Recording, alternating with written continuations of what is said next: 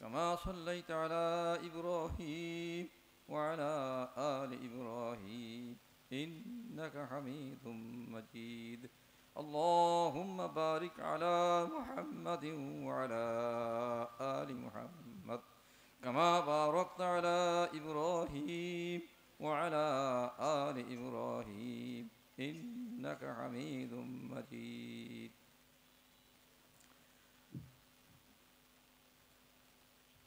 আমি তো নসিহত ওয়াজ করতে পারি না। আমার আগমন হলো যখন হজরতখানে আসেন, তারপর কয়েক মাস বা বছর হবে আর কি, আমি নিজেই রসুলপুর আসছিলাম। কারি মহিতুর রহমান আর কারি আব্দুল সালাম ওনারা ছিলেন শিবতার একটা নুরানি প্রোগ্রামে।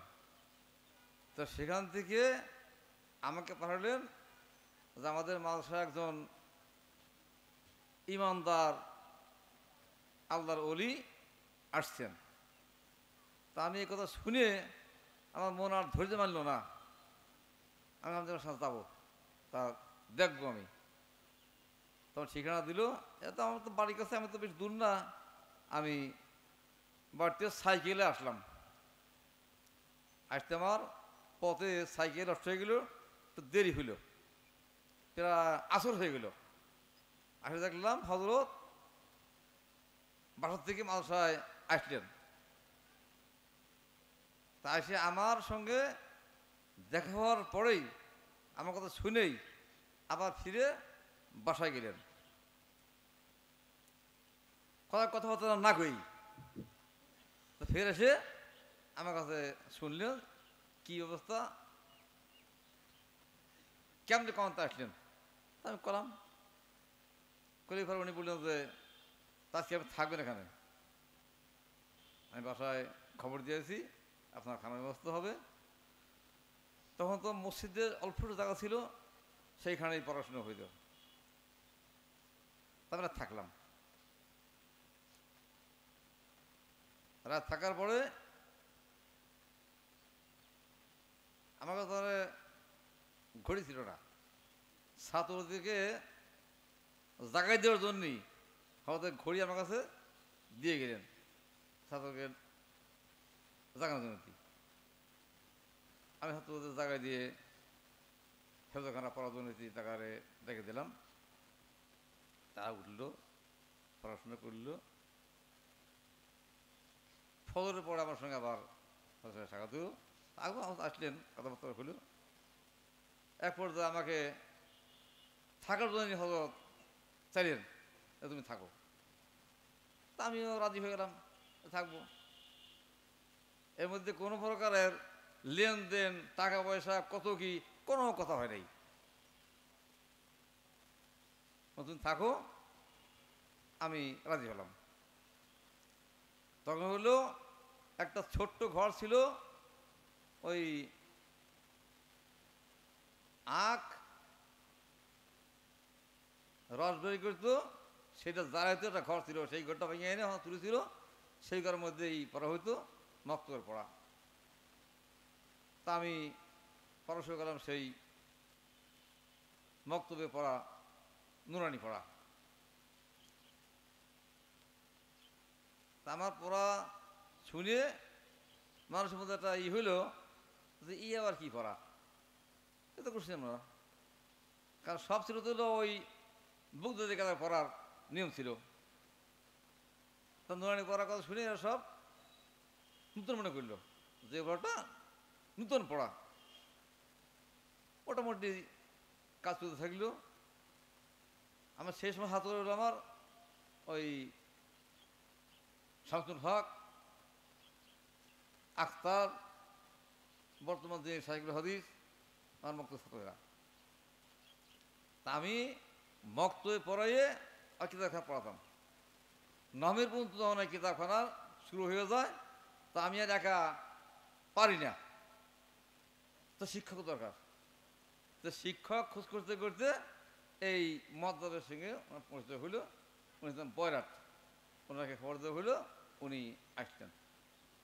তারপর ওনার ছাত্র ছিল ওনার আব্দুল খালেক, তাকেও আনা হলো। এইভাবে করে কিতাবখানার কাজ শুরু হয়ে গেল। এর আগে ছিল শুধু মক্তবার হেফজখানা। তা আমার দ্বারা আল্লাহ তাআলা এখানের কিতাবখানার কাজ শুরু করেছেন। আমি এখানকার কিতাবখানার প্রথম শিক্ষক। আল্লাহ আমাদের কাজ শুরু করেছেন। এরপর থেকে আমি আরও বিভিন্ন জায়গায় গেছি, হজের সঙ্গেই পরামর্শ করে গেছি, হজতে বলতে যাও, এই করতে করতে এ পর্যন্ত আমার যেদিন কাটতেছে। নাটোর যেদিনকে হস্তরে যা, আমি সে বাসা ছিল, আমি বাসা ছিলাম। রাত্রে যাওয়ার সময় সঙ্গে বাসায় ঢুকলেন কথা কইয়ে, ফজর পরে বেরো গেলেন না সবরে, আর কথা কইলেন না, তাই বাস রয়ে গেলাম। এবার সোনাজনী চলে গেছে আল্লাহর কাছে। এটা আমার আর বলার কোনো কিছু থাকলো না, যে কাম করছে আল্লাহ, তার কার কাছে কি কব? আল্লাহর রহম, আল্লাহর ফজল। আমি আমার কাজে আগেও যা করতাম, এখন সেই কাজে আমি আছি। ছাত্রদেরকে পড়ানোই আমার কাজ। ছাত্ররা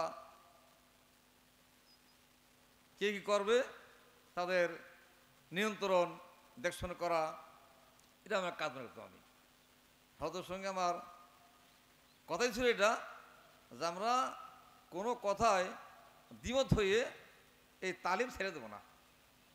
যে কোনো ত্যাগে আমরা তালিম টিকে রাখবো। কথাবার্তার কাটাকাটি হয় হোক, তাতে আবার আবার হবে, কিন্তু তালিম ছেড়ে দেবো না। আমরা তালিম চালিয়ে যাবো। তালিমের বরকতে তারা সমস্ত ফিতনা দূর করে দিবেন। আল্লাহর ফজল, আল্লাহর রহমত, সেই কাজেই আল্লাহ তাআলা এই পর্যন্ত এই সব কাজ চলতেছে। তালিম অব্যাহত আছে, তালিম বন্ধ করা হয়নি। এখানকার তালিম মাসটা খোলা হয়েছে, কেউ নাই ছাত্র শিক্ষক এরম ব্যবস্থা হয়নি। খোলা পর থেকে চলতেছে আল্লাহর ফজলে। আমি চাই এইভাবে চলুক কিয়ামত তাক। হাজত চলে গেছেন, আমিও চলে যাব, সবাই চলে যাবে। যে তালিম আল্লাহ আপনারও এখানে জিয়ে রাখেন, বাকি রাখেন, এটাই আমার আখেরি আল্লাহর কাছে দোয়া।